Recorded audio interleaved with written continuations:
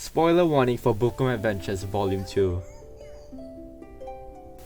Hey, I'm Cat, and today I'll be talking about something that's near and dear to me. Bookworm Adventures Volume 2, which is one of the games I grew up playing.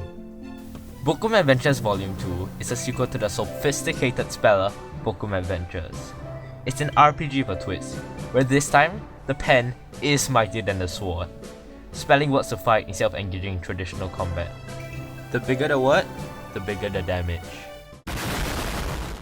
You play as Lex, a literal bookworm venturing into various pieces of literature, battling baddies from Lewis Carroll's Alice in Wonderland to H.G. Wells' War of the Worlds, spelling way through 3 books, each containing 10 chapters to save the Great Library.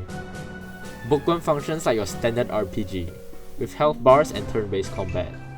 Lex spells words with the available tiles for in the 4x4 grid, dealing damage based on 2 primary factors: word length and tile grade.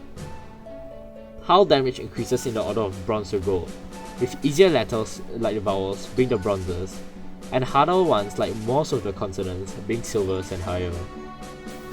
Being an RPG, there are some RPG elements carried over in the form of gems, potions, and treasures.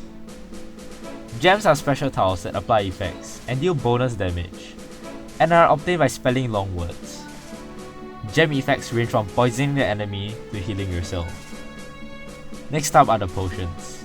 Pink heals, green buffs your damage, and white cleanses you of all negative effects. Lastly, we have treasures. These are passive items equipped in the treasure room before each chapter, which aid Lex in battle, but you can only equip up to 2, so choose wisely. The last slot is reserved for a companion, being a character from the book that Lex travels to that more actively helps Lex compared to the other items, and it's a welcome addition compared to the prequel. Although I love the companions, I wish that there would be an option to let you choose between an item or a companion, because as of now, companions are compulsory no matter what. The main attraction of Bookworm are the enemies you find in each of the books, brought to life with their attacks and animations, as well as being more comical compared to their in-book counterparts. This really makes them feel fun and blend into the cartoon aesthetic. Each of the enemies has a few attacks and descriptions that relate to who they are, and this really made me giggle from how absurd it is, combined with the short text that helps flesh them out and give them personality. This really helped garner my interest in the characters and look up the source material, which is quite interesting and helped me appreciate the characters on a deeper level. I want to take a moment to talk about Bookworm's game design. And although it doesn't have anything revolutionary, it does lay a good foundation and understands its target audiences well, which are young kids or casual gamers. But it's also something that teens and grown adults can understand and get into. The game teaches most of its mechanics with a traditional tutorial, which pours out exposition. And although it is one of my pet peeves, I'll let it slide since it gets the job done fast, with the tutorial taking no more than 3 minutes. Furthermore, the game chooses wisely on when to use simple text to explain difficult to grasp mechanics. The use of icons and hovering a mouse are 2 of the main ways you receive information outside of the tutorial and text boxes, which is quite commendable for trusting the player to figure it out for themselves, which is a nice touch for someone like me who hates being spoon-fed every single bit of information. The icons are recognizable and eye-catching, and most importantly self-explanatory, and I can just guess what they mean. Important information like debuff durations are clearly stated with big numbers, showing how long it lasts. Gems and status effects have distinguished designs, never letting the player get confused as 2 gems or icons never share similar colors. This helps the player strategize instead of leaving them confused, with the only exceptions being the shields. But one part they could have done better are the treasure descriptions. I've avoided using some of the treasures because of the convoluted descriptions, such as the gumdrop necklace, where it says, increase gem effects. But what it actually means is to make gem abilities more powerful, like increasing the poison duration and damage. Another offender is the magic pen, which says, spell word words for extra damage. I don't even want to know what that means.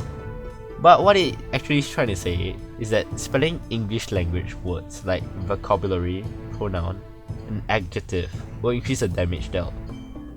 This is so hard to understand. This makes players feel uncomfortable with experimenting and choosing other treasures, which dilutes the intended experience.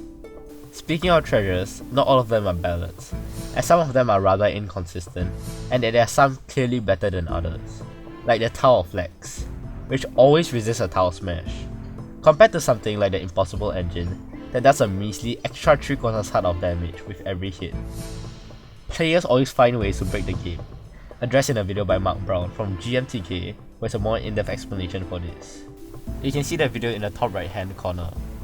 During my playthrough, I usually hover around a few items that I personally find the best, and rarely experiment or use other items, which is quite a shame. And now onto difficulty and accessibility. The game is not inherently difficult, but there's some serious difficulty spikes now and then, and I find myself dealing way less damage and losing more health than I estimate. Enemies really have a fat health bar, with end chapter enemies having no less than 2 stacks of health. Some of the earlier enemies can be decimated by simply spamming longer words, but later into the game, you really think about how you choose to spend your gems, and the treasures you bring, being a make it or break it choice in the treasure room. Speaking of which, the game tells you to prepare for certain hazards, hinting at certain items to bring. But the hints are really hard to see, and I didn't notice it until I was already halfway through the game. If you do die, it isn't the end, as the game still lets you gain raw stats by leveling up, such as defense, health, or damage, to help you overcome the more difficult chapters. Along with letting you visit Moxie's minigame hut, they help you stock up on valuable items. Although I find the game to have a good balance of difficulty between it being enough of a challenge and it being not too easy that I'll get bored, some of the enemies really have a bit too much firepower. Some attacks can really take all your health away if you're not careful. Overall, Bookworm Adventures Vol. 2 is a fun game, rooted in fun ideals, with moments where you pray for the right words to fall to spell a big word. Really makes you feel special, and how you mess around just by spelling random things. The game celebrates fun and crafts an intimate experience just by being fun and funny. It's the small details that really make it shine, with how Lex name is from the word lexicon, and how the NPCs stop, which is just very cartoony, and who can forget about the which is the most adorable thing I've ever seen. Bookworm is a parody and a tribute to literature, introducing the forgotten characters and stories to a new audience. As much as I like the game, one of the biggest problems it has is the music. It doesn't have enough music, and sometimes it can sound static and boring, and some of the tracks keep looping all over again. Despite the game being not as good as I remember it to be, Bookworm Adventures Vol. 2 has its priorities right, and definitely worth a playthrough. Although you can't buy it right now, it's in a better place, but its legacy still lives on. Big thanks to Jason Kalpaka for replying my email. He helped create Bookworm Adventures, and you, the viewer, for watching. Sorry but there's no end cut this time, but there is a short skit coming soon. And after that I'll be going away for quite a long time because school exists. But the next review is gonna be... Hey! Wait, why are you looking at... Can you stop looking at that girl?